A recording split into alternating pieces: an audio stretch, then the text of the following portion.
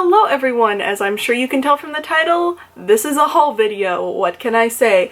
Currys, which is a Canadian art supply store, had a Canada Day sale and supplies were purchased. But I know you guys love hearing me talk about art supplies and I love talking about art supplies, so without further ado, this is what I bought. So like I said, Currys was having a Canada Day sale, so I decided to buy some things that I had been eyeballing for a while. The first, which are in this bag, which I'm going to open and then talk about so you can actually hear me, and it is their own brand synthetic brushes. Some of my synthetic brushes were just getting kind of mangy and dirty and have definitely seen better days, so I'm not particularly picky with synthetic ones, so I decided I would pick up some of their own brand and try them out. So yeah, nothing too much to say about those. I got a size 3, which is pretty rare. Normally brushes go up by even numbers, but having an odd number because it obviously fills in, you know, sometimes a 4 is too big and a 2 is too small, so having the in-between ones here and there is nice sometimes to have. So I got a size 3, a size 4, and a size 6. They're all, as you saw, round brushes, really standard, but I am definitely looking forward to trying those out. Now the main thing that I went to Currys for was acrylic gouache. It is like the only place that you can buy open stock acrylic gouache around me. It's like the easiest thing. They kind of somewhat just recently started carrying it and I've been really enjoying using it lately. So the main push to go to Currys was definitely for the acrylic gouache, and yeah, went a little wild on the acrylic gouache. But acrylic gouache, if you don't know, it is a very unique product. I'll pull one out so you can see it. This is in the color Pale Lilac. But acrylic gouache has very unique properties. It performs like gouache, it is water soluble, but it sets like acrylic paint. So one of the problems, if you're familiar with using gouache, that you might run into is obviously it's a pretty opaque color, but when you start adding layers, the layers underneath will start reactivating with the water on top, and sometimes things can just get really messy. But with this stuff you do not have that problem, so you can make things look super watercolory and beautiful but also get the super opaque consistency of like acrylic paint. So this stuff is awesome and I'm super obsessed with it. As you can see back here, that is where I keep my acrylic gouache, in that little container back there. So you can see I'm a pretty big fan of this stuff, and it's also not that expensive, which is great. For these tubes, Canadian Series A, which is like 90% of the range, they are $6.99 I'm pretty sure, which if you compare that to like a Daniel Smith or a Winsor Newton tube, they are low, like standard range, I'm pretty sure 13 Canadian dollars, something like that, and then obviously the different series with the crazier pigments go up from there to like $20 a tube.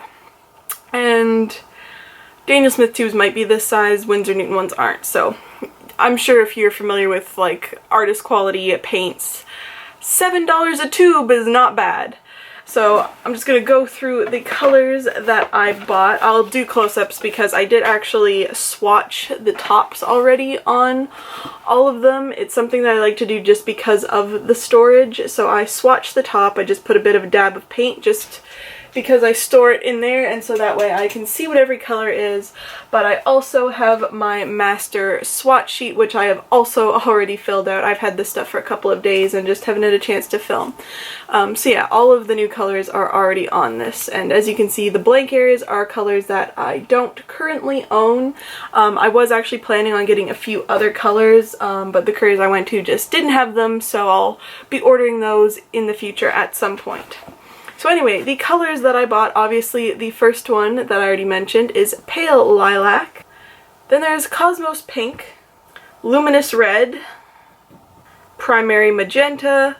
The primary ones were actually a new series that wasn't even on my swatch chart, so I had to add those at the bottom, and I decided to buy them because they were basically the CMYK, which I enjoy painting with, you know, mixing colors. It's an alternative to like primary colors basically.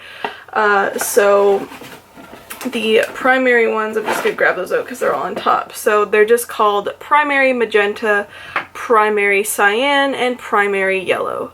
Also got Rose Violet, Light Red Bright, Light Blue, Aqua Blue, Horizon Blue. As you can see, I'm a big fan of blues. Mint Green, Deep Green, Naples Yellow, Orange Yellow, and Pink. What a wild name. So yeah, those are all of the colors that I decided to pick up this round. So they will definitely be going into my collection, and you will probably see me use them in an upcoming video because, like I said, I've been super into using acrylic gouache lately. The last thing from Currys, although there's a few other things that I've picked up over the last few days, but last thing from Currys, this was somewhat of an impulsive purchase, but I figured if I was ever going to buy this, it would be when there was a sale on, because every time I see these, I look at these and they're not cheap, but it is an Indigo Art Papers sketchbook. Now, the main thing that has always drawn me to this was that it has, and it's going to be a really stupid reason, they have like the unfinished natural edges, if you can see that. Which, like I said, it has always drawn me to it. It is a handmade paper sketchbook. It's 100% cotton paper, which I'm normally not the biggest fan of, but those edges, man, the edges got me good. It's also really cool because in between each sheet they have this sheet of like tracing paper, which it is considered a sketchbook even though it is more spiral bound. So I'm a big fan of them actually putting in tracing paper between the sheets, because a big problem for me, and I'm sure lots of you, is if you actually decided to use both sides of the paper, a lot of the time, depending on what medium you've used, it can transfer over to the other side, creating not a great look. So having that layer of protection between the sheets is a really, really nice touch. But yes, I am super looking forward to testing this out and seeing if I like this cotton paper any more than I have in the past. Last two things, both are from Amazon. I'll explain them in a bit. The first thing is I bought a full set of the Prismacolor Col-Erase pencils. I've been doing tons of sketching and drawing lately, and I've kind of rediscovered my love of these pencils. You probably are familiar with them. They are essentially colored pencils that are erasable. Lots of people use them, I know. But yeah, they are super nice pencils, and I have a few colors that I've picked up from somewhere, and I saw this set and it wasn't crazy expensive, so I figured I would go ahead and buy the whole set since I've been using them a ton. So yeah, I'm looking forward to sketching out different drawings in color with these.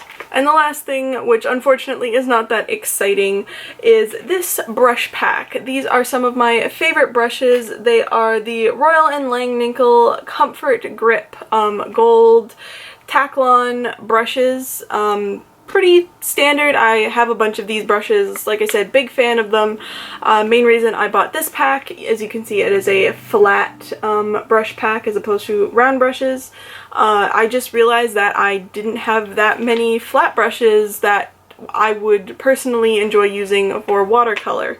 So like more watercolor specific brushes. These ones aren't normally marketed as watercolor brushes, but I enjoy using them as watercolor brushes, and I know a lot of other people do too. So yeah, I just got this set. It was completely flat brushes, which is definitely what I needed in various sizes, so I'm super happy to try this one out. I don't think, I mean, they kind of have sizes, so does it say? Yeah, there is a 12, 10, 8, 4, and a 3/4 inch shader wash brush. So yeah, pretty standard. I'm sure I'm going to enjoy these. I like all the other brushes in this range, so I'm sure these are going to go well. And that is everything. Hopefully it was interesting seeing some of the random bits and bobs that I've picked up over the last week or so. But thank you so much for watching, and I'll see you in my next video.